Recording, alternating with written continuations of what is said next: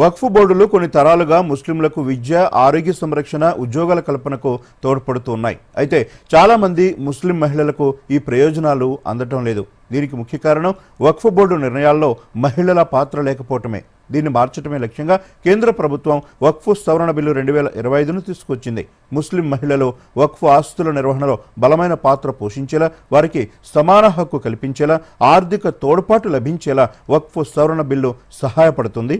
దీనికి సంబంధించిన మరిన్ని వివరాలు చూద్దాం. వక్ఫ్ సవరణ బిల్లు 2025 ప్రతిపాదించిన కీలక మార్పుల్లో ఒకటి కుటుంబ ఆస్తిలో మహిళల వారసత్వ హక్కుకు రక్షణ.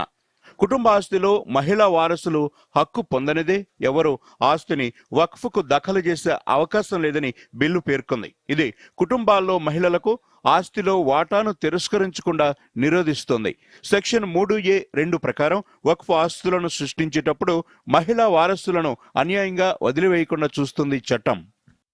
వక్ఫ్ అలాల్ ఔలాద్ ఉద్దేశాన్ని చాటేలా వితంతులు, విడాకులు తీసుకున్న మహిళలు, అనాథలకు ఆర్థిక సహాయం అందించడానికి వక్ఫ్ బిల్లు తోడ్పడుతుంది.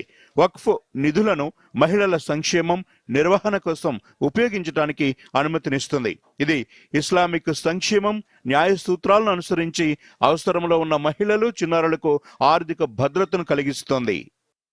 బిల్లులో మరో ప్రధాన మార్పు వక్ఫ్ బోర్డుల పాలనలో మహిళల పాత్రను పెంచటం.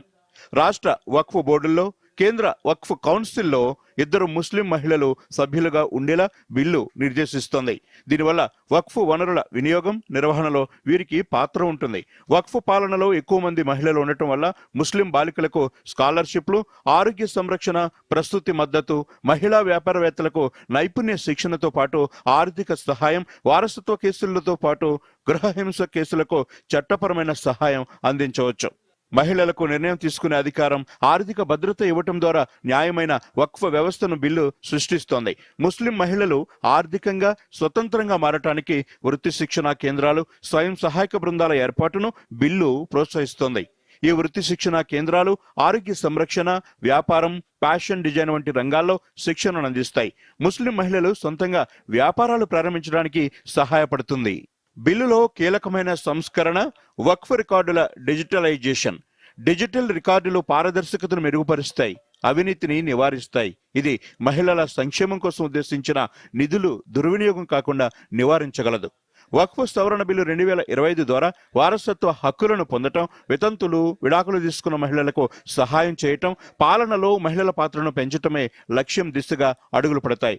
ఆర్థిక స్వాతంత్రాన్ని ప్రోత్సహించడం ద్వారా వక్ఫ్ పరిపాలనలో దీర్ఘకాలిక లింగ సమానత్వాన్ని సృష్టించటం ఈ బిల్లు లక్ష్యం. ఈ సంస్కరణలు ముస్లిం మహిళలకు కొత్త ద్వారాలు తెరుస్తాయి. రాబోయే సంవత్సరాలలో వక్ఫ్ వారి పురోగతి, సాధికారితకు మద్దతునిస్తోంది.